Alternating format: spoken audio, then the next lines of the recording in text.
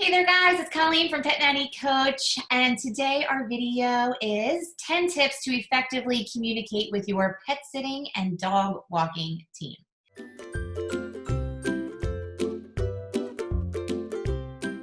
So you hear me speak a lot about communication and the importance of effective communication with your team. There's been times in my business where my communication has completely lacked, and there's been times in my business where my communication has completely been overkill. Finding that sweet spot is really important to the growth of your business and building a team of sitters that trust you and that you can trust. And this goes along with your managerial team as well. All right, so 10 tips today for you to effectively communicate with your team. Number one, we conduct monthly video conferences with the team. So we meet via Zoom and people come in and we discuss, what is going on in the business, what worked really well, and what slipped through the cracks, what we can improve on. And we also take that opportunity to answer any questions and get any feedback. Now, my managers run these meetings for me, and then those that can't make the meeting, the video is emailed to them, and it's also posted in our team Facebook group. Another great way to communicate on a regular basis, by the way, is the Facebook group. All right, so you can do tips and tricks, just things to remember, policies and procedures. If there's a last minute sitter that's needed, a sitter needs coverage, if there's an emergency, this Facebook group has really proven to be invaluable for bringing all of you guys together into one location, and you can easily get a message out. All right, so monthly video conferencing and then using the Facebook group. All right, another thing that I used to do, which I'm going to actually bring back into practice, is a monthly newsletter. So when we started the monthly video conferencing, I decided to not do the newsletter anymore because it is time intensive. But now that I think about it, for those sitters that can't make the meeting, you can't trust that everyone will watch the video, a newsletter is a really great way to get that message across as well. So it could simply be, a letter basically letting them know, hey, this is what's going on, this was what's new with you. Then you, again, just all the things that you would discuss in the video conference. This is the mistakes that happen, this is what worked out really well, this is our sitter of the month, so on and so forth. All right. Another great internal tool for your management team is Slack. I don't use it with my sitters, but I do use it with my team of managers. And it's a really excellent tool for being able to communicate effectively, and it's searchable. So if you're looking for something that you once discussed, you can go ahead and use the search bar to find what you are looking for. I have had students that use it with their team of sitters. I personally did not want to open that door, but we will get to boundaries shortly. All right, number three, have regular check-in meetings and give surveys where you encourage feedback to your sitters. So, whatever time period you decide, you're going to want to send out a survey. And you want to say, hey, how is it going? Do you have too many clients? Would you like some more clients? What would you like to be different about the position? How much longer can you see working for the company? You're trying to get ahead of the ball, ahead of the game. You want to make sure that you are keeping in touch with them, because the last thing you want is a sitter that's unhappy, quitting, and then leaving you with a whole bunch of clients that don't have coverage. So these regular check-in meetings and surveys really help with that. And again, encouraging feedback, letting them know that you are open to hearing what they have to say and that you're willing to make changes. And also, you can communicate your boundaries with them as well. Hey, I only want to work middays, Mondays, and Fridays. Well, that's where you will discuss the job description and basically say you were hired from Monday through Friday, 11 a.m. to 3 p.m. So unfortunately, that is outside of the position that was offered. It goes both ways. But being able to communicate about it, especially now when we have Zoom and you can speak face-to-face and not have to meet, it's invaluable.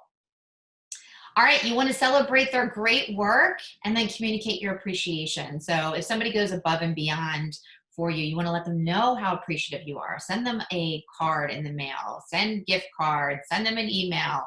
Let them know that you really appreciate the great work that they're doing. You want to also build comfort in talking about what is not working. So that kind of goes back to what I was just saying about the surveys and the regular check-ins. There was a time in my business when I was very fearful of expressing things that I was unhappy about. Not gonna lie, I still struggle with that a little bit, but I've gotten much better. I once had a manager who I did a review with, and she just was crying, and you know, it was not effective. You need to be able to have the relationships with people where you can say, hey, this is what's working really well, but this is where I would like to see some improvement. You can't be fearful of, expressing things that you want in your business. You are the owner of the business. Again, I struggle with it as well, so no judgment. But I'm here to remind you and give myself a reminder that you have every right to express when you are unhappy about something. All right. You need to create boundaries with lines of communication and how your team communicates with you. They should not be texting you at midnight saying, I am locked out of a house. What are you going to do at midnight if they are locked out of a house? Number one, they need to be trained and trusted to be able to handle a situation. They should know what your protocol is to begin with before they even go out into the field. But having these people, sitters, constantly going to you to fix their problems and communicate with you in all hours of the day and night, that's not acceptable. So you need to create those boundaries with them, letting them know what is the best way to communicate with you, how you want to be communicated with, and between what hours, and also empowering them to be the problem solver as your client's pet sitter. It's their client for them to take care of. All right. You always want to answer your team's emails within 24 hours. Letting it sit in your inbox, something you don't want to deal with, never has worked out well. So trying to communicate as quickly as possible is a great tip. You want to acknowledge special moments in their life. So we send birthday cards, birthday gifts, wedding gifts, baby gifts, people that have worked for you and are having special moments in their life. You want to celebrate those with them and let them know that you care. You can use there's a company called sendoutcards.com. It's an easy way to send a greeting card along with any types of gifts or gift cards. And lastly, you want to make internal documents and knowledge easily accessible. So back in the day, I used to have my procedures manual all in a Word document. They would get the whole Word document. They have to go through the whole document to be able to find anything. If you have everything broken down into individual SOPs, you can easily share them with your team. Colleen, I don't know how to send an email in Infusionsoft. Okay, this is how you do it. And you click the link and you just simply copy and send the link to your team via Slack, maybe. And then they're able to go ahead and follow the SOP. You can also include video links in those SOPs and you are off to the races. All right, guys. So here are my tips to effectively communicate with your pet sitting and dog walking team. Conduct monthly video conferences. Send regular correspondence to all of your employees, like a newsletter or within a Facebook group. Have regular check-in meetings and surveys where you encourage feedback from your team. Celebrate the great work and communicate appreciation for the good work. Build comfort in talking about what is not working. Create boundaries with the lines of communication and what times of the day that your team should communicate with you. Answer every email from your team members within 24 hours. Acknowledge special moments in their lives and make internal documents and knowledge easily accessible. All right, guys, I hope you found this helpful.